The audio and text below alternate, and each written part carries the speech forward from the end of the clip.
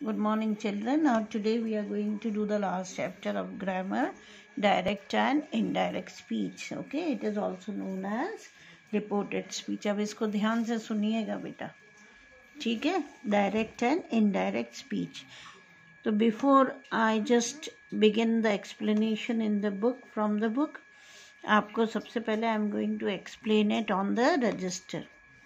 Direct and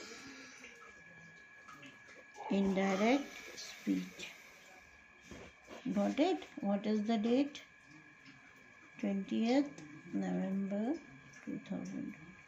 This is chapter 43. अच्छा, अब what is direct speech and what is indirect speech? See children, there are two ways of narrating a thing. Okay? किसी भी बात को illustrate करने के लिए या उसको नरेट करने के या उसको बताने के दो तरीके होते हैं. एक तो होता है डायरेक्ट नरेशन और दूसरा होता है इनडायरेक्ट नरेशन. अब डायरेक्ट नरेशन क्या है? Suppose you come to me and you say कि ma'am sir wants to see you. Okay, sir आपको बुला रहे हैं. तो मैंने कहा I am busy. Okay, ये बात मैंने आपको बोली, I am busy. Now you are having two ways of reporting what I have said. दो तरीके हैं आपको मेरी बात रिपोर्ट करने के. एक तरीका कौन सा है? आप जाएंगे सर के पास और उन्हें डायरेक्ट बोलेंगे, सर मैम ने कहा था मैं बिज़ी हूँ. तो इसका मतलब क्या कर रहा है? आपने actual words of the speaker जो बोले गए हैं बाय द स्पीकर, है ना, बोलने वाले ने जो शब्द बोले हैं, जब आप उन शब्दों को as it is without making any change exact words आप कोट करते हो, ओके, आप बताते हो, ठीक है, उसको कहते हैं डायरेक्ट स्पीच.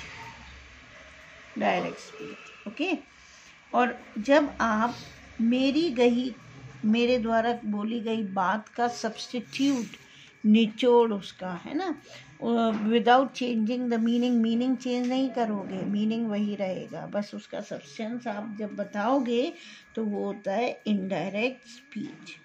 कैसे? आप गए सर को, मैंने क्या कहा, आपने दो तरीके अपनाए. Ma'am said I am busy. Okay, तो यदि आप कह रहे हैं कि ma'am said I am busy, तो ये क्या हुआ बेटा? डायरेक्ट नरेशन हुआ. क्यों? क्योंकि आपने मेरे बोले गए शब्दों को एज इट इज़ आपने बता दिया. ओके, और दूसरा तरीका क्या होगा? आप ये कहेंगे, सर मैम ने कहा था वह बिजी है. अब सी, आपने मेरे कहे गए शब्द एग्जैक्ट नहीं बताए, उनका सब्सटेंस बताया है लेकिन मीनिंग चेंज नहीं करा. इस वजह से इसको क्या कहेंगे? Indirect speech. आप क्या बोल सकते हैं? दूसरा तरीका क्या है? Ma'am said that she was busy. Got it? Now see into the book. दो एग्जाम्पल्स यहाँ हैं. Ram said Harry is an idle boy. अब जो इन्वर्टेड कॉमास में है वो डायरेक्ट स्पीच है. क्यों? क्योंकि डायरेक्ट बोले गए शब्दों को एग्जैक्ट हैंड वर्ड्स को बताया गया है. कि राम ने कहा Harry is an idle boy. Harry जो है वो फालतू लड़का है, आइडल बॉय है. अब उसी बात को आपने दूसरे तरीके से कोट करा लेकिन मीनिंग चेंज नहीं हुआ. Ram said that Harry was an idle boy. See, substance बता दिया गया है उसका और उसका मीनिंग चेंज नहीं हुआ. तो जब आपने एग्जैक्ट राम के द्वारा बोले गए शब्दों को एग्जैक्ट बताया है तो वो क्या हो गया? जब एग्जैक्ट वर्ड्स हम बताते हैं तो वो होती है डायरेक्ट स्पीच. और जब उन्हीं शब्दों का सब्सटेंस, ओके, जो स्पीकर ने बोला है वो बताते हैं, मीनिंग चेंज नहीं होता, तो वो होता है इनडायरेक्ट स्पीच. Got it? देखो, in the first sentence we give the exact words used by the speaker. Speaker कौन हो गया? हमारे राम. ओके, रामा, है ना, राम रामा जो भी लिखा हुआ है, ठीक है. और इसमें क्या है कि हमने जो रामा ने एग्जैक्ट वर्ड्स बोले उनको हमने लिख दिया, तो इसका मतलब ये डायरेक्ट स्पीच हो गई। अब देखो, in the first sentence said is called the reporting verb and Harry is an idle boy is called the reported speech. Second sentence में क्या हुआ, we do not give the exact words of the speaker, हमने exact words नहीं दिए हैं, but only the substance of what he said, लेकिन इसकी कही गई बात का हमने निचोड़ बता दिया है। इस वजह से ये होता है इनडायरेक्ट स्पीच और नरेशन। नाउ सी,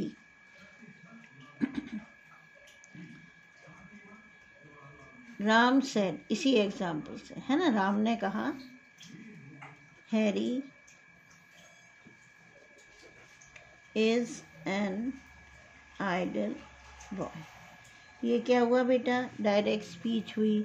डायरेक्ट स्पीच क्यों हुई, क्योंकि राम के कहे गए शब्दों को एज इट इज बता दिया गया। ओके, अब इन्हीं शब्दों को हम दूसरे तरीके से भी बता रहे हैं इनडायरेक्ट में। वो क्या हुआ, Ram said that Harry was an idle boy। Okay, तो अब इसमें क्या डिफरेंस है आप ये देखिए। राम कौन हो गए, स्पीकर, हमारा सब्जेक्ट, गॉट इट। राम कौन हो गया, हमारा सब्जेक्ट हो गया, राइट। सेड क्या हुआ बेटा, सेड होता है रिपोर्टिंग वर्ब। क्या कहते हैं सेड को, reporting verb. With in inverted commas जो वर्ड्स आते हैं वो होते हैं रिपोर्टेड स्पीच। गॉट इट, समझ में आया। अब रिपोर्टिंग वर्ब और रिपोर्टेड स्पीच को डायरेक्ट स्पीच में कॉमा से सेपरेट करा जाता है। देखो कॉमा आया है ना, इसमें नहीं आया, कॉमा से अलग करा गया, रिपोर्टेड वर्ब अलग है और रिपोर्टेड स्पीच अलग है, राइट। और कॉमा बीच में यूज़ करा गया है। रिपोर्टिंग स्पीच को या रिपोर्टिंग वर्ड्स को, है ना, डबल इन्वर्टेड कॉमास में लिखा जाता है। फर्स्ट लेटर हमेशा कैपिटल होता है। क्लियर, गॉट इट और नॉट। इनडायरेक्ट स्पीच में क्या होता है, सब्जेक्ट ही, यानी जिसके बारे में बात कर रहे हैं वो चेंज नहीं होगा, he will remain the same. Reporting verb said, said कौन सा टेंस है, पास्ट टेंस, यानी उसने बोला था, तो बोला था पास्ट टेंस का पास्ट टेंस ही रहेगा, उसने बोला था। Comma and double inverted are remove, और कौन सा कंजंक्शन यूज़ करा है, दैट, क्योंकि हमें इन दोनों को जोड़ने के लिए हमने कंजंक्शन का यूज़ लिया है। हैरी थर्ड पर्सन की बात करना है तो वो सेम रहेगा, लेकिन इस जो प्रेजेंट है वो पास्ट में गया। अब क्यों गया, सब कुछ इस पे डिपेंड होता है रिपोर्टिंग वर्ब पे।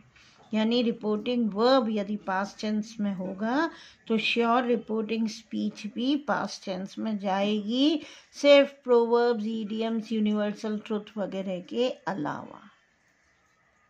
ओके, समझ गए। यानी राम ने ये बात बोली थी, अब यहाँ पे तो वो एज इट इज बोला, तो उसने, बोलने वाले ने जो भी टेंस यूज़ करा होगा वो हमने यूज़ कर लिया, राइट। लेकिन जब हम उसको इनडायरेक्ट में कर रहे हैं तो राम ने बोली थी, तो बेटा बोली गई बात भी तो अपने आप पास्ट में चली जाएगी ना, इसलिए यहाँ पर पास्ट टेंस आया।